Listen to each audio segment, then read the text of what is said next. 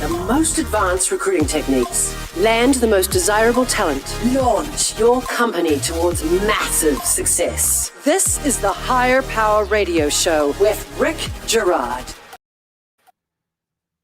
All right. The first time I was fired was when I was 16 years old and working at Numero Uno Pizza. It happened really strangely. I went to pick up my paycheck and the manager let me know that this paycheck would be my last one as I was no longer employed there. No warning, no explanation. Just made me feel a little sick. Bewildered, I simply walked out the door, walked across the street, and was hired by their competitor, Roundtable Pizza, right away. The way in which the whole experience went down, though, left me feeling embarrassed and resentful. Never again did I eat at that restaurant because of the way they made me feel. I'm Rick Gerard, and welcome to the Higher Power Radio Show. We help entrepreneurs and executives win the strongest hires by sharing insights from top-performing rebel entrepreneurs, game changers, and industry leaders like our guest today, Miss Lori Torres. She's the founder and former CEO of Parcel Pending, the nation's leading provider of innovative package management solutions. Prior to Parcel Pending, Lori was the SVP of Property Operations for the Irvine Company. Lori has been recognized on multiple occasions for her leadership, including being named 2017 Innovator of the Year by the Orange County Business Journal and chosen as one of 13 entrepreneurs admitted to the EY Entrepreneurial Winning Women 2017 North America class. Lori worked to build a world-class organization and is going to share her wisdom with us, which is what makes her the perfect expert to today's topic. Lori, welcome to the Higher Power Radio Show today. Rick, thanks so much for having me. Thrilled to be here with you. Pleasure to have you. So Lori was with us once before, but we had like this botched up episode where we both look like zombies because we were at some new studio, and I'm like, Lori, please come back. And I'm happy to have you back now because now we have a great studio and the lighting's good. I mean, you know, if I look okay, then like the lighting's hopefully I don't look right? like a zombie and it's all good. I feel good about this. Yes, exactly. And so we came up with this really fun idea because, you know, I get requests all the time from entrepreneurs. Well, how do you fire people? And so we're going to talk a little bit about that. We're going to talk about making the difficult decision to part ways and then how to fire a person in a way that makes everybody feel good. Sound like a plan? Let's go. All right, cool. So let's talk a little bit about the challenge today. I mean, I come into it all the time where entrepreneurs and founders will just hold on to people because they're scared to fire them. Yeah. So let me talk about that. So first, let me give you just a little bit of background because I was at the Irvine Company. I had about 1,200 associates at the time that I was responsible for. Then I left, started entrepreneurial, company, started Parcel Pending, and grew it from employee of one, me, to about 250 associates. And so when you have that many associates, you do have to terminate people, and it's just part of the gig. And it's not fun. No one likes it. But it doesn't have to be horrible. And that's what we get to talk about today is how to make it so that it's a win-win for everyone, even though the person who's getting fired doesn't usually think it's a win. Yeah. And it's not going to be fun, right? Like it's not a fun activity. If it is fun, there's something wrong with right. I never get up in the morning and go, God, this is exciting. I get to terminate someone today. Fire somebody today. Right. No. But you're also sleeping at night, which is one of the things that as entrepreneurs, we have trouble with, man, because we hold on to people too long. And then finally, like we just hope that they're going to quit or something's going to happen where they're miraculously just going to disappear. And that doesn't happen too often. No, it really doesn't happen. So you really have to have some type of process in place to make sure that if someone is not performing, that you can take them through a process to either hopefully have success and have them improve and be a great associate or make the move and terminate. Yeah. And it seems like, there's two issues why we have to get rid of somebody. One is performance issue, and the other one is they just don't fit with the core values of the company. Yeah, right. That's right. You know what we used to say is A plus P equals E. So attitude plus performance equals employment. So you can have a great attitude, but not perform. You can't stay. Yeah. Or you can have great performance. You are the top sales guy. You are just killing it, but your attitude stinks. Guess what? You can't stay either. I had an employee once who was the top performer in our company. Everybody on the team could not stand working with this person. And so what ended up happening when the person strangely enough, they got an offer letter from somebody that they sent it to their mailbox in the company. So when they came back, we talked to the person. The person said, "Oh yeah, I'm going to quit."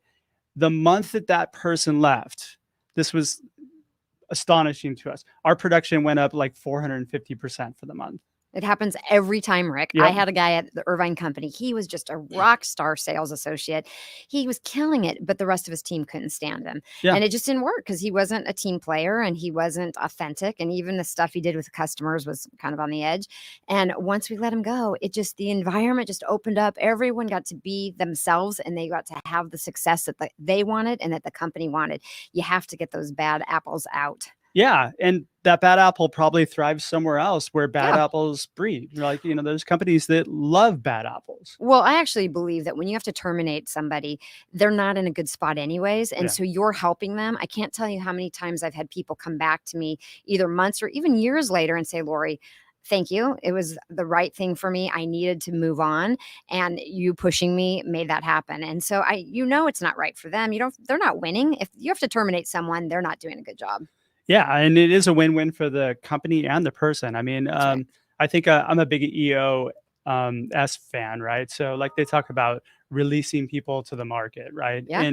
And letting somebody be in a place where they can thrive just overall is good for everybody. Rick, someone told me, and I thought it was such great advice when I was growing my company, what you need at $3 million. So the employees that you need at 3 million, when you're at 3 million in revenue, is so different than 17 or at 25 or at 50 million. Some associates can grow with you. Others simply can't. And I think entrepreneurs struggle with saying, "God, this guy's been with me from the beginning. He's fantastic. She's fantastic. But I've outgrown that person." Yeah. And that's when you have to make those hard decisions and you have to break up with people. Yeah, and that's a tough one too, especially somebody who's been with you from the beginning. But you got to do it, and you got to do it for you and for them. It's the right decision for them as well. And for the company. Absolutely. Yeah, because the company's not going to grow. Well, when I say for you, I mean the company. Yeah, okay. Exactly. Well, you too, because it's probably causing friction in your relationship between you and that person. Yeah, it can be. Sure. Yeah. I don't know. I like to sleep at night. I like sleep. It's tough. Being an entrepreneur, I don't think you sleep. Yeah. And I think you do it, we talked about this offline, do it in such a way where everybody feels good. So, like it reminds me of that quote by Maya Angelou, like people are going to forget what you said. They're going to forget what you did, but they never forget how you made them feel. That's right. Right. So if you do it in such a way where everybody's, feeling good about it, even though it's a bad situation, you're just creating good karma for the rest of the world. I think you need to let people walk away with dignity. And I'm always blown away how some people, let's say an example, an associate gives notice and they give their 2-week notice. And I hear over and over again that their boss doesn't talk to them for the entire 2 weeks. They literally ignore them. And it's like, no, this is the time that you be gracious. You thank them for their hard work. You take them through their 2 weeks. You let them leave with dignity. And the same goes with the termination. It didn't work out. They wanted it to work out when they started. You both wanted it to work out. But it didn't. So let them leave and with their head held high so they can go out and do something great again. This just wasn't the right spot. They were on the wrong bus. Yeah, absolutely. Well, gosh, even if somebody leaves you, right? There's a stat out there. I forgot what it was, but boomerang hires are a real thing today. Somebody might go to another opportunity, find out it's the most terrible organization they've ever been at, and they want to come back. Why would you not want to cultivate that? Why would you not want a high performer to come back? I can't tell you how many times we had people leave Parcel Pending and they'd come back. And it was always great. We were thrilled to have them. Yeah. I did it at Irvine Company. I left. I was gone. I always say it was my 3-month maternity leave without a baby. I left for 3 months. I came back. My name was still on the door. They hadn't replaced me yet. And there's pride in that and some ego that you have to be willing to swallow to come back because it's a little embarrassing. Yeah. But still, it was such a great thing. I was so glad that I went back and I was welcomed with open arms, but I also left on such great terms and the company was so good to me that I did want to come back. So you want to treat people well on their way out because you never know when they're coming back. That is so true. All right. You're listening to the Higher Power Radio Show. For our podcast listeners, we're going to take a quick educational moment from our sponsors. Hey, check out stridesearch.com. There you'll find additional content and resources on how you can find your link to order Healing Career Wounds, which is your guide and your secret weapon to winning the strongest hires. Our guest today is Lori Torres. She's the founder and former CEO of Parcel Pending. and we're discussing how to terminate employees. So we're going to do something kind of fun. Let's talk about kind of the process in which you terminate somebody, and then let's have you fire me. This is so much fun. Right here live, I get to fire you. Right, Before we do that, let's just talk about the process, because it really doesn't start with, hey, I'm going to fire someone. It starts with, hey, this person isn't performing. We've identified that they're not getting the job done, what we need. So it's sit down and have a conversation. So what it would look like is sitting down with you, Rick, and saying, hey, I want to talk to you about your performance. It's not meeting my expectations. Here are the 3 to 5 things that are not meeting expectations. Let's talk about it. Do you see it the same way? Do you agree with what I'm seeing? Because I just don't see that it's working. And then you get to come back to me and say, I can see what you're saying, or no, I don't. And we can have a conversation. But at the end of that verbal conversation, we agree on what the next step is. So it would look something like this and say, hey, Rick, so now we've come to the end of this conversation. You understand where I am. I understand where you are. And so now to move us forward, what are the next steps? And I think if we can agree on those next steps versus me just shoving it down your throat, we'll have better success in possibly getting you to meet the expectations. Yeah. And then we also do a check-in. And so we agree that in 2 weeks, 30 days, whatever the time frame is, we check in and see how things are going. And now let's just say it is ugly. It's been going for 2 weeks. It's not going well. And it's time to move to a next step. So I would say to you, hey, Rick, I want to meet with you. I know we were going to meet in 30 days, but I think we need to meet this week. I'd like to set up a time for us to meet. And they know what's coming down. Yeah, and this isn't even a termination. This point is I'm going to put it into writing. I'm going to do a formal, we use a performance improvement plan. There's a lot of different documents that are out there, but I like the idea of an improvement plan, not a termination plan. That's different. I'm not trying to terminate you. If I can get you to be successful, I've put so much money into training and developing you that I don't want to terminate you. Yeah. I think people think that you want to terminate. I don't have anyone in my back pocket. No, I don't feel anyone back here that I have that I can hire. I mean, it's hard to hire, especially right now. What are they calling this right now? The Great Resignation, where everybody is leaving their jobs. And so you don't want to lose people, but you have to get them they have to perform. So definitely, okay, so Rick, we're going to sit down and have another meeting. And it ended up being maybe earlier than we agreed upon initially. So I've put everything in writing. Performance, we talked on this first date. We agreed on these things. Now these issues, these very specific issues have come up and it's still not working. The performance isn't there. Well, so let's talk about the performance improvement plan. Are you putting specific measurable performance metrics in place that I have to hit? Absolutely. Okay. Absolutely. And some of them can be very specific and others can be subjective. For example, your attitude. Rick, you come in the building and you're really grouchy every day and you don't say hello to anyone. And by the way, your attitude in general is really bringing everybody else down or whatever that issue is. And so it can be very measurable and it can also be something that's more subjective. Got it. Okay. So, but as far as measurable, how granular are you going on the measurable? Well, it depends on the time frame. You have to be realistic. So let's just say that, for example, in selling lockers, my favorite topic, if I'm coaching a salesperson or I'm having a performance improvement plan, I'm like, look, Rick, you haven't been selling. And now I need you to sell. You have to sell. You have to have 5 deals this month. And 2 weeks later, you haven't had any.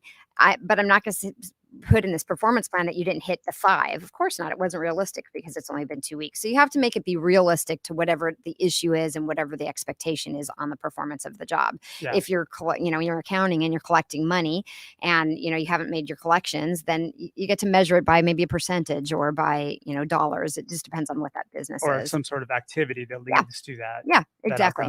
So in that performance improvement plan, it should be, here are the facts of what's not working.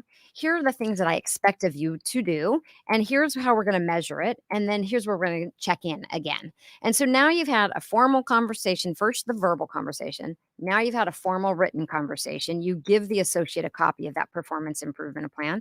Again, you agree. Are we in alignment here? Because if you walk out the door, Rick, and you and I don't agree, we're already disconnected and you're not going to be set up for success. So before you walk out that door, I need to make sure that you and I are in total alignment and you see where I'm coming from and you see what my concerns are. And this improvement plan that I've just handed you is right. If you say, no, this isn't right and it's not possible, I can't achieve it, and this is why, well, then I get to I get to relook at it and say, okay, I'll modify that. And so as the hiring manager or just the manager in general, we also need to be open to maybe we see it the wrong way. Yeah. Shocking enough, it does happen. I see things wrong quite often. We all do. I know, right? We have it wired, especially entrepreneurs, because we're like, Yeah. go, go, go, go, go. We see it our way, and it's Yeah, not our and way. it's and you also have shiny element syndrome or whatever, Right. where, oh, what's that over there? Right? So Exactly. it's really hard to keep focus. Okay, so then that leads to the termination itself. Yeah. So I've done the first conversation, the verbal, sat down conversation, did the performance improvement plan, and now we meet again because I just decide I got to terminate. It's just not working. I can't. Your performance isn't getting to where we need, and we're not going to be able to move forward together.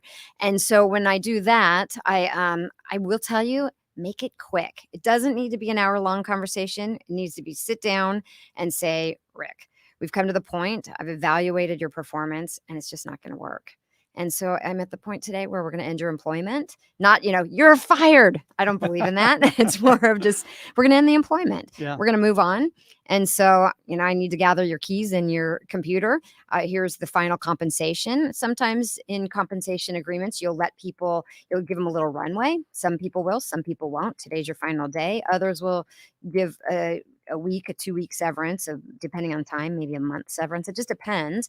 And if you're doing any type of severance, I highly recommend that you have a legal document that protects the company and that the associate can't make any disparaging comments and go out on, Glassdoor and Facebook and bash the company. And then also release you of any liability so that they can't come back and sue you for the termination. Because that's what you really want. If you're going to do any type of severance package, you want some release. Yeah. And, and I found like when somebody does get released, I mean, they go through that myriad of emotions, right? So first they're going to be relieved and then they're going to be mad. And so they may hop on and do something rash and get on like Glassdoor and blast you or, Yes. do- That has happened. do That a does podca- happen. Yeah. Do a podcast and call you out, but not say your name, that sort of thing. I mean, it happens What's all the the time. bummer about like Glassdoor is it's such a bummer because there's no accountability. Yeah. You don't have to put your name, so you can go bash anybody. And I Yeah. always think it's just such a shame, but you also have to take it with a grain of salt because, the happier people don't usually take the time to go do it. It's usually in the unhappy people. Yeah. It's always the unhappy people. It's never anybody who you have very few people that post and say, you know what, I don't work here anymore, but I had a great experience and I Yeah. highly recommend it for other people. Yeah, you hope you get those. Sometimes you do. The positive reviews usually come from current employees. Yeah, right. That's right. Like I work here now. I love it. It's fantastic. And they're paying me $100 to write this review. No. I do not recommend that. That's one thing I never did at Parcel Pending. I let it be organic. And although let me tell you, I wanted to, especially if there were some bad reviews that came in. Oh, I so badly wanted to, but I would never promote it. I'd never let our team promote it. I just didn't, I felt like it had to be something that was organic and that you got the true, authentic reviews because it is feedback. I mean, it's great feedback. When you start to look at a pattern of the feedback, you get to say, okay, there's something going on in our company that we need to improve on. The feedback's right here from associates. So you can use it as a positive tool. Did you counter any of those? We did. Yeah. We would write comments back. Most Yeah. of the time we would try to take it offline and say, hey, we really appreciate you making the post. Yeah. Please give us a call. We'd like to talk to you about it. We want to hear from you. Yeah. The worst idea, by the way, is to like be combative about that. Oh, yeah. On any in the kind of post. reviews. Yeah. Say, hey, thank you so much for your feedback. We really appreciate it. We're trying to become better. Happy to talk to you about That's it. right. Yeah. That's right. Awesome. All right. So now when you're terminating somebody, who are you getting involved in that process? Should you bring in a labor attorney? So this is interesting. So, I come from Irvine Company, big corporate company, lots of attorneys, great, staff, great HR department. And then I start Little Parcel Pending and we had nothing. And we had no HR department. And really, I held out for a long time on having HR. But because of my background and my president and our CFO, we all had done a lot on the HR side, and we had a phenomenal legal attorney or a labor attorney. Okay. And so I highly encourage having a labor attorney that you can pick up the phone and call any day of the week and say, hey, we need some help on this. I want you to look at this before we make a decision on a termination, on whatever we're doing.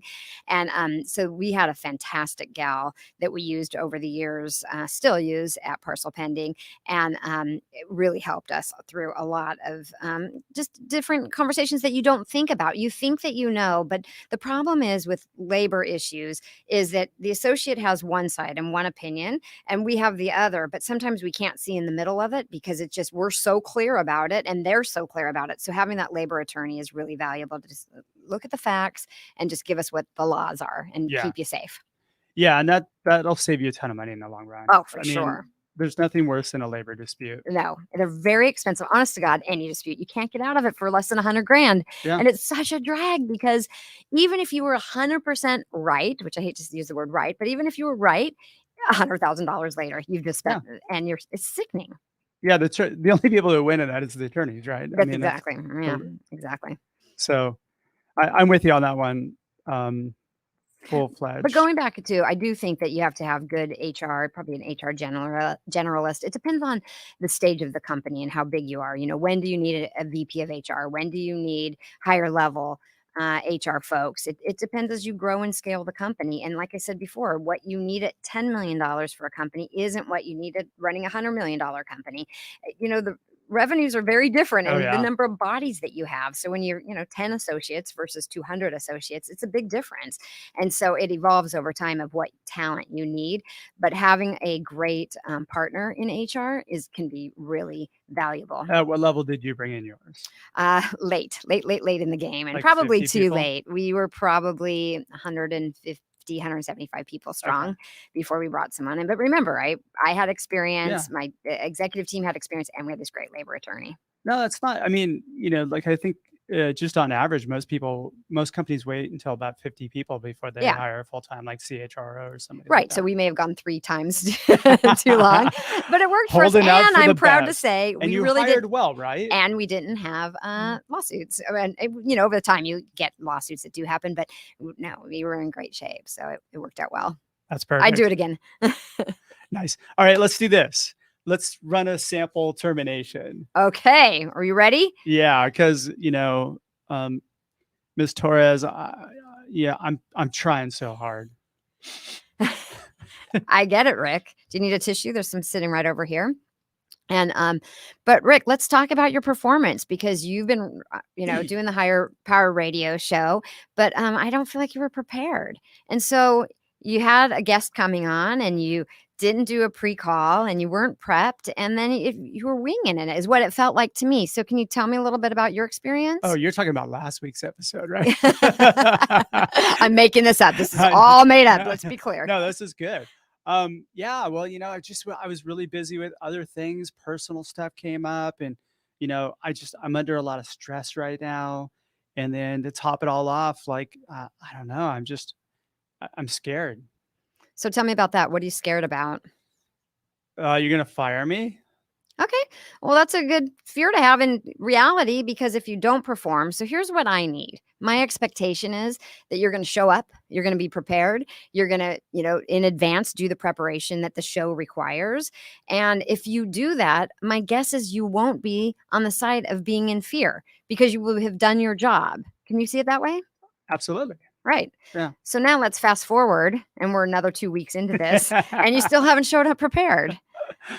Yeah, I like, I kind of like winging it. Yeah. So, you know what? I understand it. So, you don't at all, by the way. I was impressed with your prep work. So I understand that your personality is one to wing it. This job and this company isn't one of winging it. What we do here is we're trying to help entrepreneurs and executives with hiring, with staffing. And one of the things you can't do when it comes to hiring and staffing is wing it. You've got to be point on at all times. And so for you not to be prepared, it just isn't going to work for us anymore. So Rick, I've come to the point, I've really thought a lot about this, and it's time that we move on and that we have to end your employment today. The show is over and we'll have to, part ways. I just got a little sad when you said the show is over. Okay, it's not really over. I'm making it up. I'm winging it. No, you. Oh, okay. Is there anything I could do to change that decision?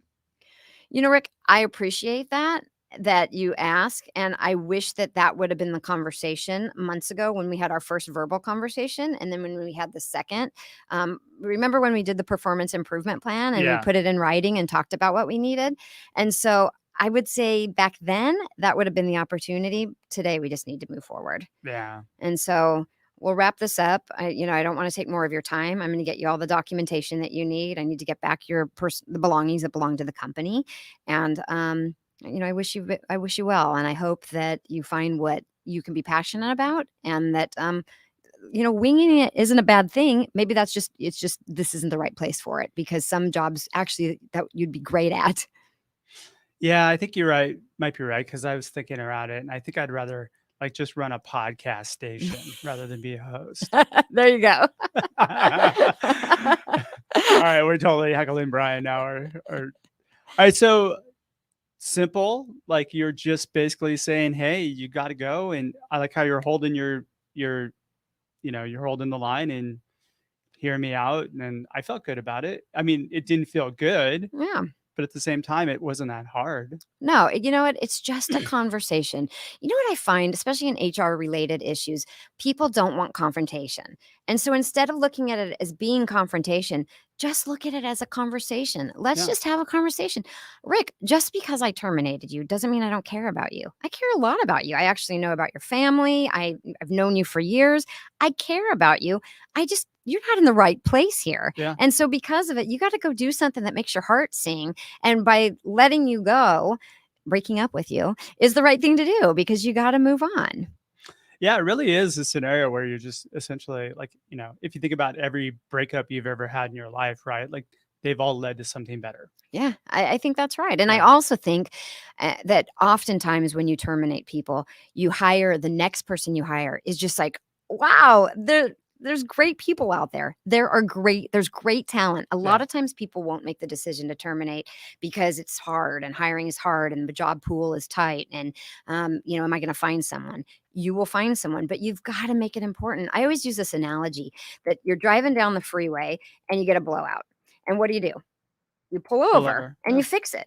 But what we do in business is you've got an associate and they're just not getting it done, but you keep driving. And then all of a sudden they're still not performing. They're not performing. You get a blowout. Another blowout happens. Now you got two of them because you've got other people that are unhappy because the person that's not doing their job is now impacting other people and they're not doing their job and they're unhappy.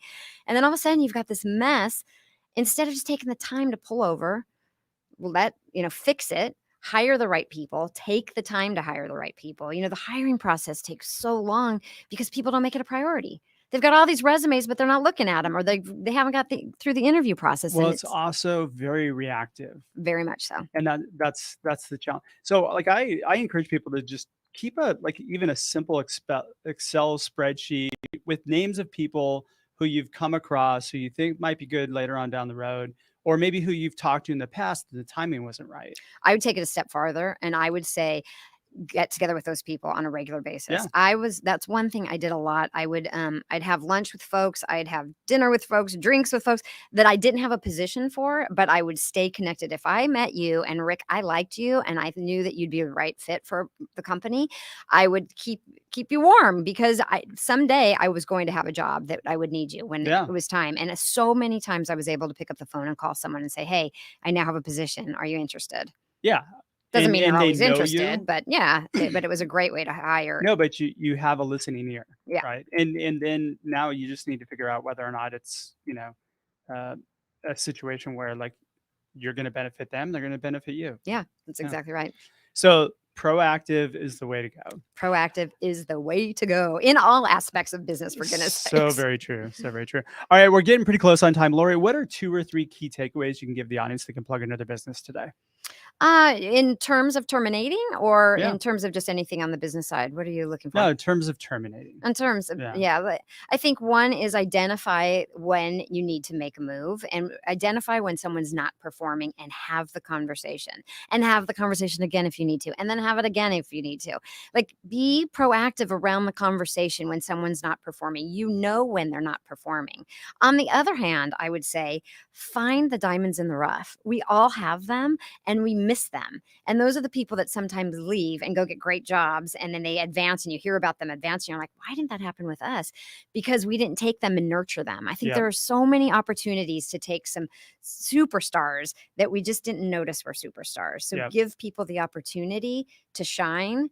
And by doing that, though, you have to be open, because you have to let people come in and go, hey, I have an idea. Hey, I want to talk to you about this. Hey, and sometimes people are too busy, or no, we're going this way, or we're doing it that way. So I think those probably are the two things: is identify the talent that's not going to make it, but also identify the talent that really can make it and grow and blossom into greatness. I have a quick story. I had an associate. He started off as an intern at Parcel Pending years ago when we first started. We started back in 2014-ish. He probably came in 2015.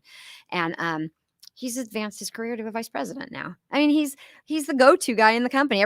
He's operations, and everybody goes to him, but he did every role. We put him through a management training program. He went in and worked with sales. He worked with accounting. Like, we worked with him. He had a business coach at one time.